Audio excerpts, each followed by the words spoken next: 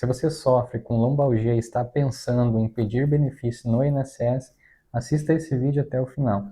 Não porque você não tem direito, mas porque existe uma série de coisas que você precisa saber antes de entrar nesse processo e que podem fazer a diferença entre a concessão e a negativa. Lombalgia é uma das condições mais comuns no Brasil e, ao mesmo tempo, uma das mais negadas pelo INSS na perícia médica. Não porque as pessoas estejam mentindo, mas porque a maioria chega despreparada, sem entender como o sistema funciona e sem a documentação certa. E hoje eu vou te mostrar o que você precisa saber, o que precisa ter em mãos e como apresentar o seu caso de forma mais forte possível antes de dar qualquer passo no INSS. Então já se inscreve no canal e me conta aqui nos comentários há quanto tempo você convive com a lombalgia. Isso me ajuda a criar conteúdo cada vez mais útil para você. Primeiro vamos entender o que é a lombalgia, porque conhecer bem a sua condição é o primeiro passo para defendê-la.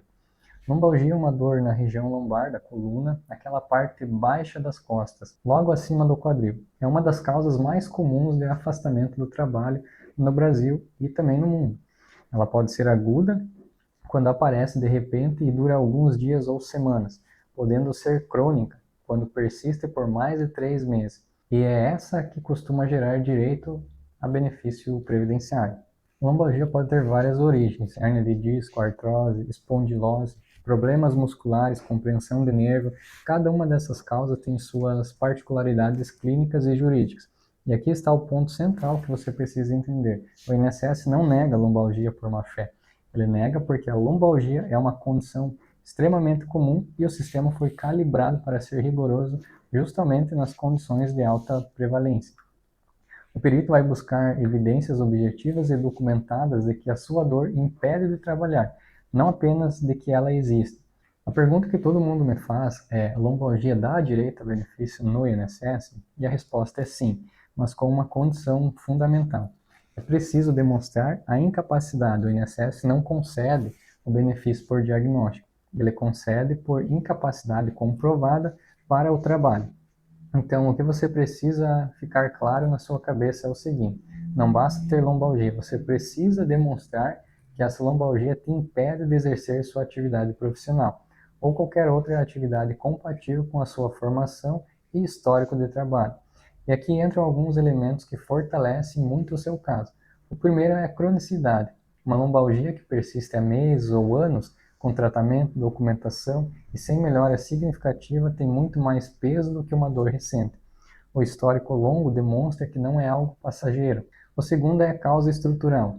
Quando a lombalgia tem uma condição identificada em exame de imagem, como hérnia de disco, estenose do canal lombar, espondilose, o caso fica muito mais robusto. O perito consegue ver a lesão e ele não precisa confiar apenas no relato da dor. O terceiro é o impacto funcional documentado. Não basta dizer que dói. É preciso demonstrar que a dor te impede de ficar sentado por um tempo prolongado, de carregar peso, de se locomover, de manter a postura de trabalho. Esse impacto funcional precisa estar registrado no laudo do seu médico. Agora eu vou te passar uma informação que poucos advogados explicam com clareza e que pode mudar completamente o resultado do seu pedido. Assim como acontece com a fibromialgia, a lombalgia crônica raramente aparece sozinha, e quando ela aparece acompanhada de outras condições, o quadro clínico se torna muito mais difícil de ignorar na perícia. As comorbidades mais comuns em quem tem lombalgia crônica são a depressão e a ansiedade, e isso não é coincidência. A dor crônica e os transtornos de humor têm uma relação bidirecional. A dor causa sofrimento psicológico e o sofrimento psicológico amplia a percepção da dor. É um ciclo que compromete profundamente a capacidade funcional da pessoa. Do ponto de vista jurídico, quando você apresenta lombalgia crônica associada a um episódio depressivo grave ou um transtorno de ansiedade, o seu caso passa a ter documentação em múltiplas frentes. O perito enfrenta um quadro mais complexo, com laudos de especialistas diferentes, com medicação controlada, com impacto funcional descrito por mais de um médico. Isso não significa que você deve inflar diagnóstico que não existe. Significa que se você já enfrenta essas condições associadas que muitos pacientes com dor crônica enfrentam, elas precisam estar devidamente documentadas e apresentadas como parte do seu caso. Se você sente que, além da dor física, também enfrenta sofrimento emocional significativo, converse com o seu médico sobre ele fazer um encaminhamento para uma avaliação psiquiátrica. Essa avaliação pode ser um elemento decisivo no seu processo. Agora vamos ao que você precisa reunir antes de dar qualquer passo no INSS. Primeiro, exames de imagem atualizados, ressonância magnética da coluna, lombar, e é o exame mais importante. Se o seu exame tem mais de um ano, converse com o seu médico sobre a necessidade de atualizar. Tomografia e raio-x também são úteis como complemento. O objetivo é ter uma imagem atual da sua coluna que demonstre a lesão estrutural existente. Segundo, laudo do ortopedista ou neurocirurgião. Esse laudo precisa ir além do diagnóstico, precisa descrever o estágio da condição e o tratamento realizado e a resposta ao tratamento, ou a falta da resposta a esse tratamento. E principalmente as limitações funcionais. O médico precisa registrar o que você não consegue fazer. Não consegue ficar sentado por mais de determinado tempo, não consegue carregar peso, não consegue manter a postura de trabalho. Terceiro, histórico de tratamentos, fisioterapia, infiltrações, uso de medicação, analgésico, anti-inflamatório contínua, tentativa cirúrgica, se houver. Esse histórico demonstra que a condição é séria e que você está buscando tratamento, e que mesmo assim a incapacidade persiste. Quarto, o laudo do psiquiatra, se houver comorbidade. Se você tem diagnóstico de depressão ou ansiedade associada à dor crônica, o laudo do psiquiatra é peça essencial. Ele precisa descrever o diagnóstico, o grau da condição e o tratamento e o impacto funcional. Quinto, relatório médico específico para a perícia do INSS. Esse é o documento mais poderoso e o mais negligenciado. Peça ao seu médico principal um relatório direcionado especificamente para a perícia. Esse relatório precisa conectar o diagnóstico à incapacidade, explicando em linguagem clara como a lombalgia e as condições associadas te impedem de trabalhar. Esse documento pode ser a diferença entre a aprovação e a negação do benefício. Agora eu vou te falar dos erros que eu mais vejo e que você precisa evitar a todo custo.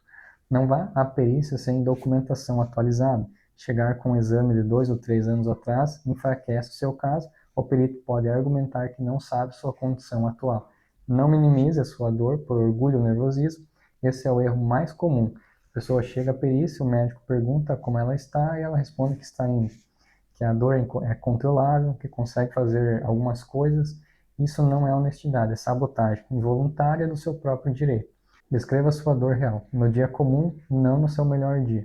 Não vá sem um relatório médico específico para a perícia. Confiar apenas nos exames sem um documento que conecte a lesão à incapacidade é um erro grave. Não ignore as condições associadas se você tem depressão, ansiedade ou qualquer outra condição além da lombalgia. Ela precisa estar documentada e precisa ser apresentada na perícia. E não desista após a primeira negativa. A lombalgia é uma das condições com maior índice de reversão na fase judicial. Uma negativa administrativa não significa que você não tem direito. Dependendo da sua situação específica, a lombalgia pode dar acesso a diferentes benefícios. Vou te explicar cada um de forma rápida. Auxílio por incapacidade temporária é o benefício para quem está temporariamente impedido de trabalhar. Se a sua lombalgia está em fase aguda, pós-cirúrgica ou tratamento intensivo, esse pode ser o benefício mais adequado para o momento. E a aposentadoria por incapacidade permanente é para quem tem a incapacidade definitiva, sem possibilidade de retorno ao trabalho. Para a lombalgia chegar a esse patamar, geralmente é necessário um quadro grave, com lesão estrutural severa, histórico longo de tratamento sem melhora e laudos médicos que afastam a possibilidade de recuperação. Viver com lombalgia crônica é enfrentar uma luta que a maioria das pessoas não vê. A dor que não some, que muda de intensidade, mas nunca vai embora, que interfere no sono, no trabalho, nas coisas mais simples do dia a dia. Você não deveria precisar lutar tanto para ter seu direito reconhecido. Mas a realidade é que o sistema exige o preparo e agora você tem as informações para chegar ao INSS em uma posição muito mais forte. Documente tudo, atualize seus exames, peça o relatório médico específico para a perícia, não ignore as condições associadas com depressão e ansiedade. E nunca aceite uma negativa sem antes entender se ela foi justa. Compartilhe esse vídeo com alguém que também sofre com dor na coluna e está pensando em buscar seus direitos no INSS. Porque essa informação pode fazer uma diferença enorme. Já se inscreve no canal e me conta aqui nos comentários a sua situação. e já me segue para não perder o próximo vídeo.